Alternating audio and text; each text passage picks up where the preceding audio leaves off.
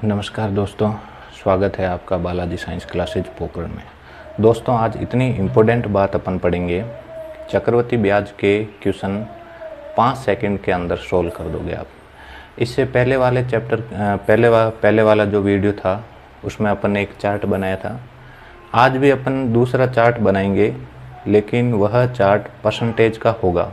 यदि साधारण ब्याज चक्रवृद्धि ब्याज के मिक्स क्वेश्चन आए या चक्रवृद्धि ब्याज के ऐसे क्वेश्चन आए जो अपन 5 सेकंड के अंदर क्वेश्चन सोल्व कर देंगे, तो आपको मैं ऐसे बोल सकता हूँ कि आपके लिए कितना फ़ायदेमंद होगा। आप इसको पूरा देखें। देखो, यदि मैं साधारण ब्याज लूँ, सिंपल इंटरेस्ट, और एक चक्रवृद्धि ब्याज, और इन दोनों का अंतर, ये बहुत इम्पोर्टेंट है। इसको अपन समझते हैं। देखो, यदि मैं पहले साल की बात करूं, मान लो सिंपल इंटरेस्ट साधारण ब्याज है 10%, तो पहले 10% ही लगेगा। पहले साल के लिए चक्रवृद्धि ब्याज भी 10% ही होगा। बिल्कुल परसेंटेज पे बात हो रही है। डायरेक्ट क्वेश्चन सोल्व होते हैं, इससे सीधे क्वेश्चन सोल्व कर सकते हो। साधारण ब्याज और चक्रवृद्धि ब्याज में पहले साल में अंतर कितना हुआ? 0।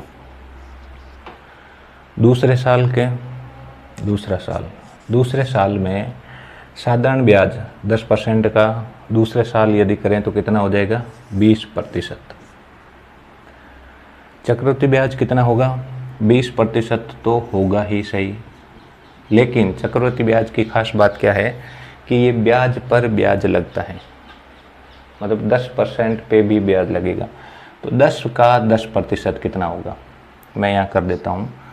10 का मतलब गुणा 10 का 10%। 2 जीरो से 2 जीरो गए, कितना आ गया? 1। 10 का 10% कितना हो गया? 1%। तो टोटल कितना हो गया? 21%। दूसरे साल का साधारण ब्याज है 20% और चक्रवृद्धि ब्याज है 21%। इन दोनों के अंदर अंतर कितना आ गया? 1%। ठीक है। तीसरे साल की बात करते हैं। साधारण ब्याज पहले साल का 10%, दूसरे साल का 20%, तीसरे साल का 30%। चक्रवृद्धि ब्याज 30% तो होगा ही सही, लेकिन अब ब्याज पर ब्याज लगेगा। सबसे पहले 10 का 1%, 10 का 10% कितना हो जाएगा? 1, प्लस 21 का 10%, 21 का 10%। 0 से 0 गया, 21/10 यानी कि 2.1।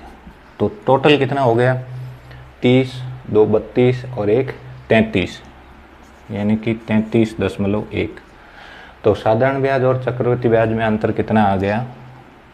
3.1। इतना अंतर आ गया। ऐसे 4 साल 5 साल का आप आराम से कर सकते हो।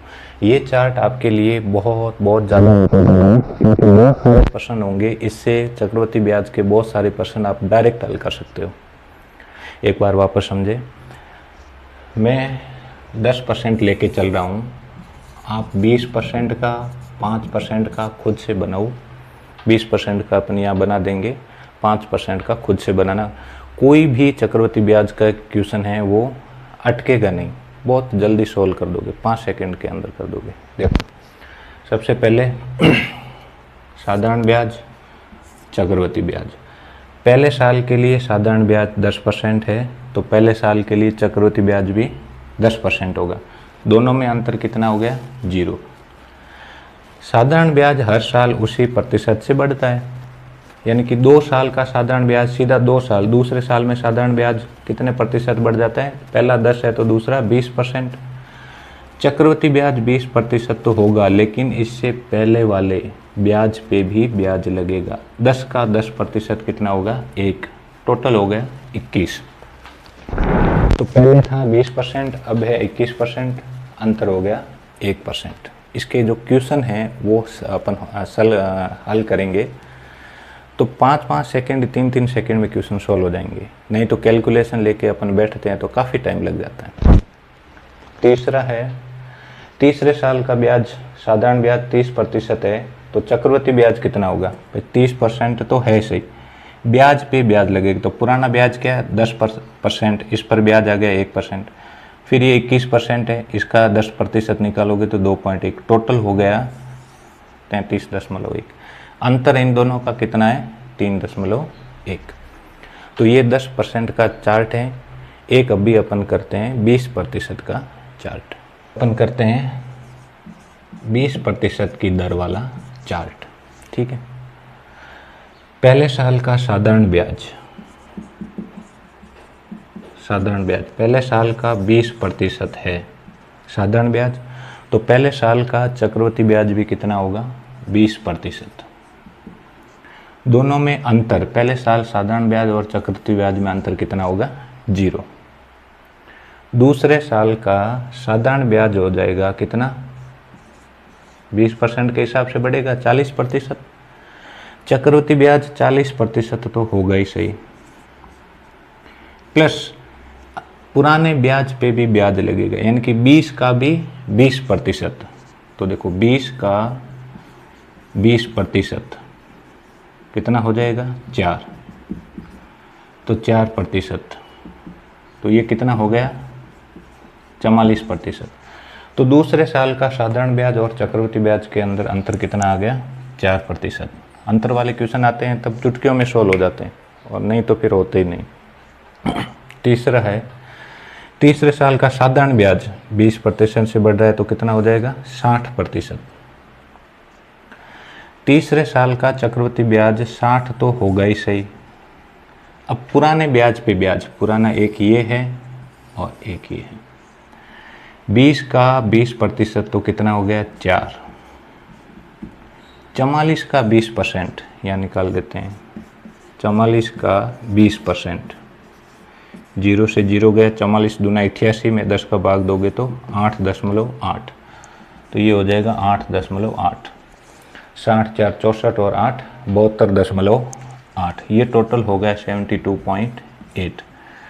अंतर करो तीसरे में तो ये हो जाएगा 60 और 72, कितना हो जाएगा 12.8। इनसे क्वेश्चन होते हैं बिल्कुल सीधे, डायरेक्टली सोल्व हो जाते हैं, ठीक है। तो देखो यदि मैं एक क्वेश्चन ना सोल्व करता हूँ, बहुत सिंपल है, सीधा अब मैं ऐसे बोल देता हूँ कि कोई भी संख्या है या फिर कोई धन है 2000 रुपये, 2000 रुपये का तीसरे साल 2000 रुपये हैं 20% की दर से कोई दे रहा है, तो 3 साल में चक्रवृद्धि ब्याज कितना होगा।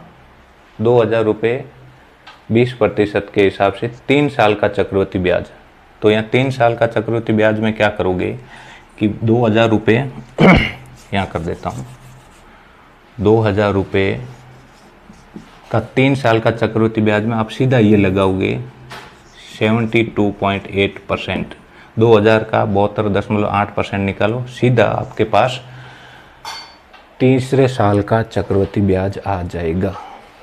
ये इतना डायरेक्ट करने का इतना बढ़िया मेथड होता है ये वाली टेबल। तो 10% और 20% का आप इसको वापस करना, 5% का आप खुद से करके मुझे देना।